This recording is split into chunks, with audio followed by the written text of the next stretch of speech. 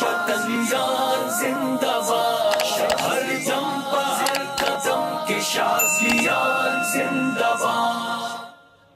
अल्हम्दुलिल्लाहि वहदहु वस्सलातु वस्सलामु अला मन ला नबिय्य बअदहु व अला आलिहि व अस्हाबिहि अल्लज़ीना औफ़ू अहदहु।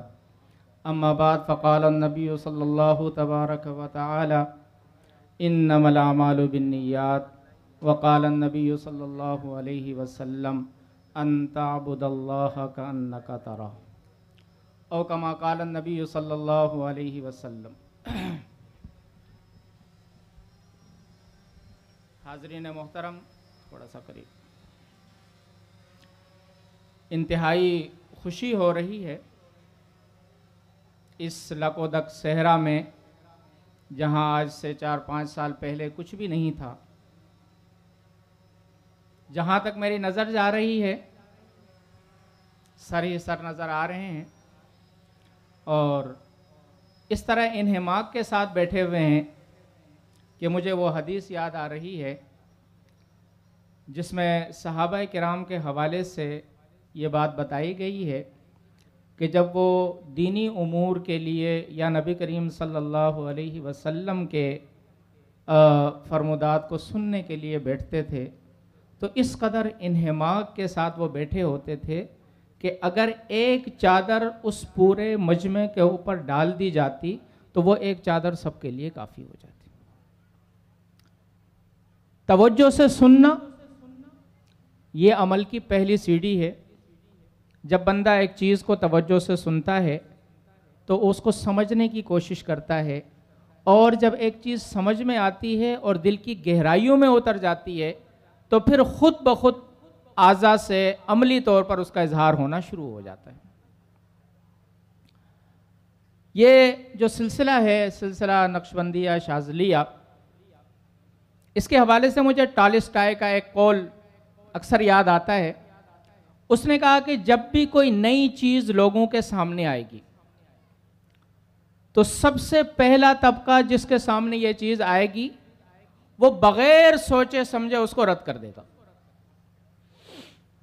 उसके बाद जो अगली नस्ल आएगी और वो इस बात को देखेगी कि हर तरह की मुखालफतों के बावजूद और बेसरोपा बातों के बावजूद यह समंदर बढ़ता ही चला जा रहा है और ये एक दरिया की तरह से फैलता चला जा रहा है, तो वो अगली कौम इस बात पर गौर करेगी कि कुछ तो है। वो सोचने और समझने की कोशिश करेगी। उनसे जो आगे लोग आएंगे वो उनको फॉलो करेंगे। 3 दहाइयां लगती हैं किसी नए नजरिए, किसी नई सोच, किसी नई अप्रोच, किसी नए पैगाम को अवाम में मकबूल करने के लिए। आज आपका सिलसिला अल्हम्दुलिल्लाह पूरे पाकिस्तान ही नहीं दुनिया भर में मकबूल है। तो इसकी वजह यही है कि इसकी अंधी मुखालफतें, सुनी सुनाई बातें, अपने तय किए हुए मेयारात। पीर तो वो होता है जो सफ़ेद रीश हो, अल्लाह वाले तो वो होते हैं कि जिनको चलने के लिए सहारे की ज़रूरत हो, 2 आदमियों ने उनको पकड़ा हुआ हो, जो लाठी और असा के सहारे के बगैर ना चल सकें, जिनकी बिनाई इतनी कमज़ोर हो कि उन्हें 2 कदम पे बंदा भी नज़र ना आए, जिनकी बात को सुनने के लिए उनके मुंह के साथ कान लगाना पड़े जब जाके समझ में आए कि वो क्या कह रहे हैं। अल्लाह वाले तो वो होते हैं कि जो अपने लिबास पर अपने कपड़े के कलफ को भी मैला होने ना दें। अल्लाह वाले तो वो होते हैं कि बाकायदा 2 आदमी इसलिए मुकर्रर कर दिए जाएं कि हज़रत को एसी का टेम्परेचर कहीं नुकसान तो नहीं दे रहा, लिहाजा इसके टेम्परेचर को कम किया जाए या ज़्यादा किया जाए। एक आदमी दाएं तरफ से एक बाएं तरफ से अलर्ट होकर खड़ा हो जाए। ये वो मेयारात थे जिन मेयारात की वजह से इस फ़कीर मनश आदमी को अल्लाह वाला मानने के लिए लोग तैयार नहीं थे। लेकिन मुझे बतलाइए कि नबी करीम सल्लल्लाहु अलैहि वसल्लम ने सहाबा किराम के हवाले से किसी किस्म की कोई दुई का रवैया रखा? आप एक साल के बाद भी आके हजरत से मिलें तो आपको यूं लगेगा कि जैसे हजरत के साथ तो मेरा राब्ता रोजाना की बुनियाद पर इस्तिवार है। अब जब गर्द छट रही है, हकाइक खुल रहे हैं, तो निस्फ़ नहार के सूरज की तरह यह सिलसिला अपने आप को मनवा रहा है। जरूरत इस बात की थी कि मौका महल के एतबार से हजरत पर जो वारदात उलूम वहबी की शक्ल में अल्लाह रब्बुल इज़्ज़त की तरफ से इल्हामी तरतीब से होती हैं, उनको महफूज किया जाए और अपने असलाफ और अकाबिर की किताबों से उनके हवाले तलाश किए जाए कि जी ये साबित नहीं, वो साबित नहीं, ये साबित नहीं, वो साबित नहीं। डंके की चोट पर यह बता दिया जाए कि इस फकीर की जबान से जो लफ्ज निकल रहा है ये आज का नजरिया नहीं, ये आज की सोच नहीं, ये आज के आदमी की बात नहीं। पीछे चले जाओ, मुहद्दिसीन से तायीद मिल जाएगी, पीछे चले जाओ, मुतकल्लिमीन से तायीद मिल जाएगी, और पीछे चले जाओ, सहाबा से तायीद मिल जाएगी, अइम्मा से तायीद मिल जाएगी। इस बात को अमली तौर पर साबित करने की जरूरत थी। अल्लाह ने इस सिलसिले के एक बच्चे को उठाया। मुझे फख्र है अपने शागिर्द पर। यह जब पहली मर्तबा मेरे पास आया, यह खामसा का तालिब इल्म था और इसकी इस्तेदाद मुतवस्सित दरमियानी इस्तेदाद थी। लेकिन एक कमाल जो मैंने इसमें देखा वो था बेलोस खिदमत का जज्बा। ऊला से लेकर दौरे तक क्लास का अमीर रहा और अमीरुल कौमी खादिमुहुम के फलसफे पर अमल करके दिखाया। 12 साल कम वक्त नहीं होता। 12 साल फ़कीहुल असर मुफ्ती मोहम्मद नईम साहब की खिदमत की। जामिया का कोई उस्ताद और तालिब इल्म ऐसा नहीं जिसे ये ना जानता हो या इसने उसकी खिदमत न की हो। जो लोग काबिलियतों पर अंधा भरोसा करते हैं वो तारीख की भूल भुलैयों में गुम हो जाते हैं।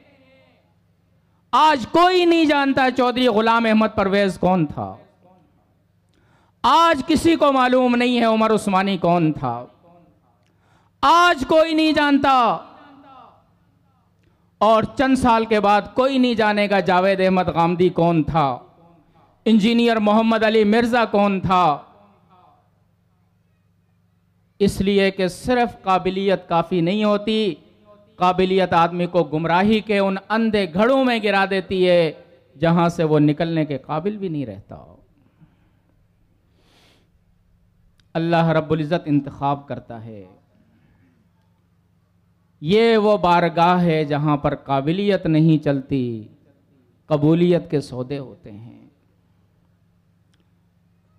यहां बंदा आता नहीं, उसको लाया जाता है और हाथ पकड़कर, उंगली पकड़ के उसको चलाया जाता है। एक तो उसकी जाहिरी तरबियत है जो नजर आ रही होती है, पीछे रात की दुआएं होती हैं। जब मैं और आप सो रहे होते हैं, ये अल्लाह वाले मेरे और आपके लिए जाग रहे होते हैं। ये अपनी औलाद के लिए दुआएं बाद में करते हैं, मेरे और आपके लिए दुआएं पहले करते हैं। मौलाना अमानुल्लाह बिला शक व शुबा इमाम तसव्वुफ़ और रुक़या शरइया, हज़रत अक़दस शेखुल मशाइख़ पीर तरीक़त खादिमुल उम्मत हज़रत मुफ्ती सैयद अबुल हसन नूर ज़मान नक्शबंदी शाज़ली की दुआओं का नतीजा है। घोटकी जहाँ के बदमाश आज भी मशहूर हैं, उस खिते से एक आदमी को सिलसिला नक्शबंदिया शाज़लिया के पासबान के तौर पे उठाना यह असबाब के दर्जे में नहीं हो सकता। मांगा गया है, आंसुओं की बरसातें हैं इसके पीछे, जिसकी वजह से यह बच्चा इस काबिल हुआ है कि इसने ये किताब लिखी है। सिलसिला नक्शबंदिया के बारे में सबसे बड़ा झूठ जो फैलाया गया, मैंने आज से 4 साल पहले भी इस बात पे, इस मौजू पे बात की थी, वो ये है कि यह अमलियात का सिलसिला है। इसका तसव्वुफ से तो कोई ताल्लुक ही नहीं। यह किताब आपको बताएगी कि यह सिलसिला तसव्वुफ का है। इसके अंदर इन्नमल आमालु बिन्नियात से लेकर अंताबुदल्लाह का अन्नका तराहू का मुकम्मल सबक अपने अकाबिर और असलाफ के तरीके पर पढ़ाया जाता है। आपके शेख का, मेरे शेख का, हम सब के शेख का मुकम्मल और जामे तारुफ पहली मर्तबा इस किताब के जरिए सामने आ रहा है। और वो औराद व वज़ाइफ जो सिलसिला नक्शबंदिया शाज़लिया के अपने वज़ाइफ नहीं हैं, फ़ुयूज़ुन नूर में मौजूद नहीं है, दूसरे सिलसिलों के हैं, लेकिन हज़रत ने उनको इख्तियार किया हुआ है।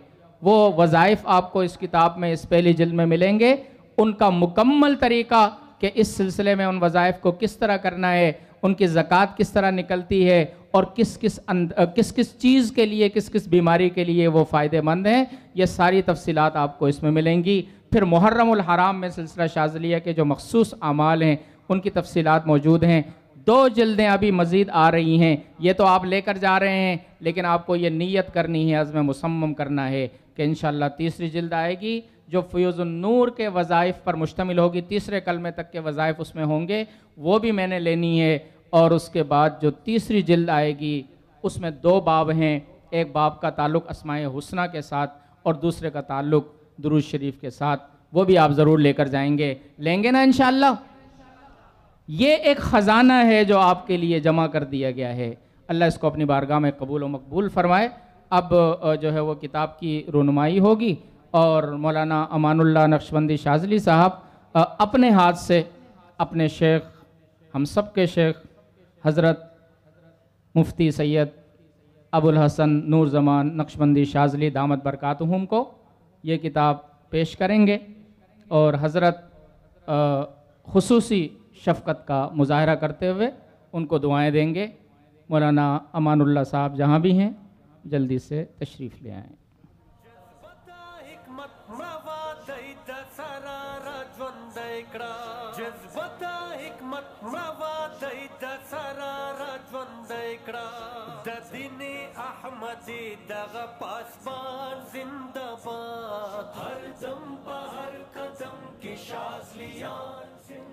माशाअल्लाह, ये हमारे हज़रत अक़दस के फ़्यूज़ात है कि उनके शागिर्दों में अल्लाह ताला ने ये मलका भी वदीयत कर दिया है कि वो अपने हज़रत के मलफूज़ात को और उनके औराद को हवाले के साथ कौम तक पहुँचाते हैं।